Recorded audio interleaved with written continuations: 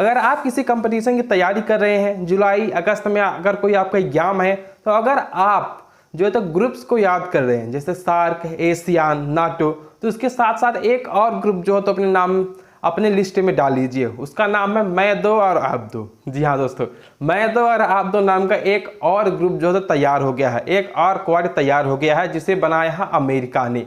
और इस ग्रुप में जानते हैं कौन कौन से देश है? अमेरिका है, भारत है, यूनाइटेड अरब अमीरात है और इजराइल है। ये चार मिलकर एक और ग्रुप बनाया है मैं दो और आप दो। तो आप लोग सोच रहे होंगे मैं दो और आप दो, क्या इसका नाम सच में है? जी नहीं, बिल्कुल नहीं, मैं मजाक कर रहा था। इसका नाम है I2U2।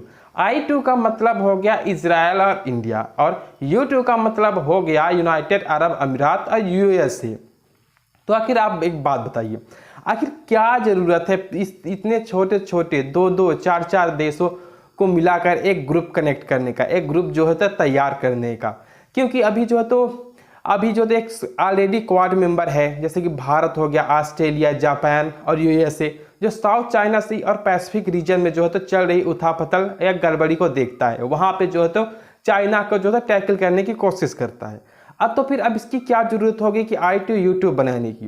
तो I2U2 बनाने के पीछे USA का सिर्फ एक ही मकसद हो सकता है, जो वेस्ट एशिया वाला रीजन है, वहाँ इस टाइम पे कुछ ज़्यादा ही उथल पुथल चल रही है, तो वहाँ पे उसको जो तो उस एरिया को जो काउंटर करने के लिए, वहाँ पे जो शांति बनाने के लिए, पीस स्थापित करने के लिए। और या फिर एक रीजन ये भी हो सकता है कि रसिया जो है तो एशिया में उसके बड़े दबदबाव को, रसिया के दबदबाव को जो है तो एशिया में कम करने के लिए, रसिया को टैकल करने के लिए जो है तो USA ने एक और चाल साजी रची है। आप लोगों को पता ही होगा कि जब डोनाल्ड ट्रंप थे तो जो तो बहुत से ग्रुप से बाहर हो गए थे। जी हाँ दोस्तों, अगर उस टाइम का कोई जो डेली करंट अफेयर या फिर द हिंदू न्यूज़पेपर से जुड़ा रहता रहा होगा, उसको अच्छे से पता होगा कि उस टाइम पे जो तो डोनाल्ड ट्रंप जो तो सभी से लड़ाई कर करके जो है तो अपना नाम जो था सभी ग्रुप से पीछे खींच लिए थे अपने देश को। अब यही गलती को सुधारने के लिए जो बाइडेन आए हैं, वो जो तो फिर से एक नए ग्रुप में जुड़ रहे हैं, या फिर नए ग्रुप में जो है तो शामिल हो रहे हैं, या फिर खुद का जो है तो ग्रुप बना रहे हैं, जैसे कि मैं दो और आप दो। जी हाँ दोस्तों, तो हंसी मजाक बहुत हो गया। सब क्या फर्क पड़ता है इससे अमेरिका को, इजराइल को, इससे क्या फायदा होने वाला है मुझे तो नहीं पता, लेकिन इससे भारत को क्या फायदा हो सकते हैं वो मैं आप लोगों को जरूर इस वीडियो में बताऊंगा।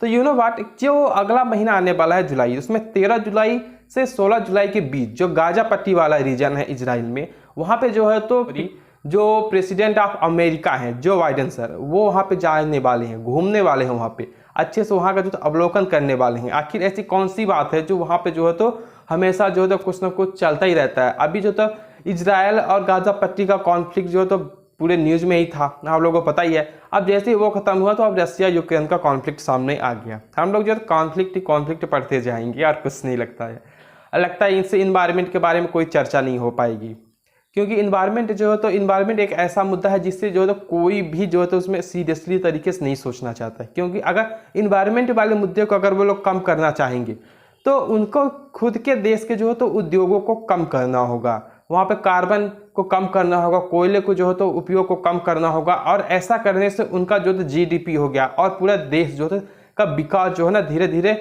डाउन होता चला जाएगा और धीरे धीरे नीचे जाता चला जाएगा। इसलिए अब ये लोग जो तो सिर्फ एक ही भाषा बोलते हैं, वो है युद्ध की। हथियार बेचो, पैसा कमाओ, एक दूसरे को काउंटर करो, देखो वो एक दूसरे आगे ना बढ़ने पाए। तो अब इसमें जो है तो ये होने वाला है कि अब भारत को सिर्फ इसमें एक फायदा हो सकता है कि भारत की जो पकड़ है वो जो तो वेस्ट एशिया साइड और ज़्यादा हो सकती है। अभी जो तो उसके संबंध जो है तो अब धीरे धीरे खराब हो रहे हैं। कतर वाली सिचुएशन तो आपको पता ही है ना। बहुत सारे एयरलाइंस और नागरिकों को वो कतर से जो है तो अब थोड़ा सा बैन किया जा रहा है। कतर वाला मुद्दा बहुत ही बुरी तरह से छिड़ गया है। ऐसा बिल्कुल किसी को नहीं करना चाहिए। हमारे भारतीय वहाँ बहुत सारे काम करते हैं, है ना, इससे उनको वहाँ पे जो है तो बहुत ज़्यादा प्रॉब्लम्स हो सकती है। तो इससे जो है तो इंडिया को सिर्फ ये फायदा होगा कि इधर जिस ये पुराना वाला क्वाड है जिसमें अमेरिका, भारत, जापान और ऑस्ट्रेलिया है, इससे जो तो पैसिफिक रीजन और साउथ चाइना सी में जो तो ये एक दूसरे के साथ जो तो मिल बांट कर काम करते हैं। ठीक है, भारत का दबदबा उधर भी अच्छा है, और इसी तरह जो तो इधर मध्य एशिया और वेस्ट एशिया में भी भारत का अच्छा संबंध बन जाएगा। इससे क्या होगा, इससे ये हो सकता है कि भारत की लेन देन में सुविधाएं होंगी। भारत वहाँ जो है तो अगर कोई अमेरिका जो है तो अपना काम करता है तो वहाँ भी जो है तो भारत को अपना एक वोट देना होगा। अगर भारत चाहेगा तो ही वहाँ काम हो पाएगा, नहीं तो नहीं हो पाएगा। अब आजकल अब भारत की क्या पूछे, भारत की तो वाह ही वाह है। भारत तो अब एक वर्ल्ड लीडर जो तो बनने वाला है, तो देखिए कब तक में वो वर्ल्ड लीडर बन पाता है। तो ये जो I2U2 ग्रुप था उसके बारे में थोड़ी सी इंफॉर्मेशन थी जो मैंने आप लोगों को बता दी। तो अब आप लोग जहां नाटो, सार्क, आसियान कंट्रीज़ के बारे में जहां लिखे होंगे, यहाँ पे I2U2 के बारे में भी थोड़ी सी इंफॉर्मेशन लिख लीजिएगा। तो मिलते हैं आपसे फिर से अगले वीडियो में, तब तक के लिए बाय। जय हिंद, जय भारत।